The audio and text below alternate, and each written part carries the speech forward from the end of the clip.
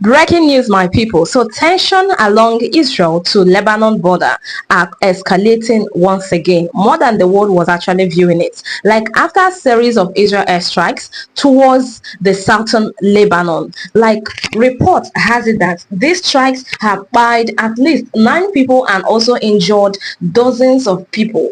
More people are being rushed to the hospital. According to Lebanon's national news agency, this information is coming from inside Lebanon.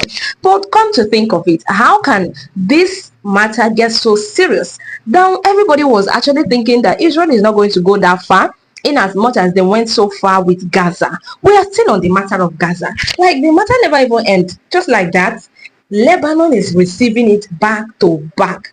The strikes targeted multiple areas overnight, like the areas where people are residing, the residential areas, the houses, the people's businesses, all those people where people are staying. This is adding to fears that the conflict between Lebanon and Israel, even the armed groups operating in southern Lebanon, could actually spiral into wider regional confrontation. And as civilian casualties continues to rise, is putting this fear in the heart of many. Like international concerns is growing over how much this is going to take, how long is going to take, over how much longer the region can actually absorb this level of violence before the larger war erupts. Could we actually believe that the strikes in Lebanon has been like, guys, somebody should have to send message to Israel. Please tell them to reduce hand. According to Lebanese authorities, one of the deadliest incidents that happened in the city of Nabata, like this is one of the incidents that happened where a drone, strike people. People were died. 2 people were even collecting food aid. Those people that were collecting food aid were still died as a result of those strikes. There is another overnight strike in the town of Harov that killed 7 more people. And all these people, many of them are just normal civilians. Attacks in the Thai district has also wounded at least 37 people. This is in another part. Is including women, men are included, medical personnel are included. According to Lebanon's public health agencies, like the operation center, the image and reports emerging from the affected areas has even described a sense of panic, damaging buildings, the damaged buildings as well, ambulances rushing through the narrow streets to at least take care of people. That kind of a thing that when something happens, you have to look for a way, helter scatter. Like the focus on rescuing workers is so serious. They have to search through the debris to rescue the workers that came for medical reasons, the people that were affected are civilians, and other people that were also injured. For many civilians in southern Lebanon, this has actually become an increasingly familiar reality. It's no longer a joke. It's no longer something to catch fun with. These are people.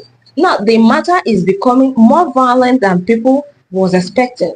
The violence comes amid continuing cross-border hostilities linked to the wider regional conflict involving Israel, the Hamas, and even Iran-backed groups across the Middle East. Looking at it this way, Israel says its operations are aimed, like they have something in mind they want to do. And one of those things is preventing attacks from armed militants, particularly Hezbollah's, which they have actually exchanged some fire with Israel forces for months, like along the border. The Israel is trying to prevent these people from even entering their country, preventing them around the border areas. Israel officials argue that these strikes are part of ongoing security activities, security operations designed to stop the rocket launches, the military activities that threaten the northern Israel communities. Oh, so the message I was actually trying to send was for you people to inform Israel to reduce, and But right now, they just give us a reason why they're actually throwing all these airstrikes, why they are targeting the Hezbollah seriously, why they are flying some, airstrikes in and out. They just gave us a reason why they are doing that. And at this point, where international criticism is intensifying, because while government often frame operations in terms of security and defense, the image the public has are often those of destroyed neighborhoods.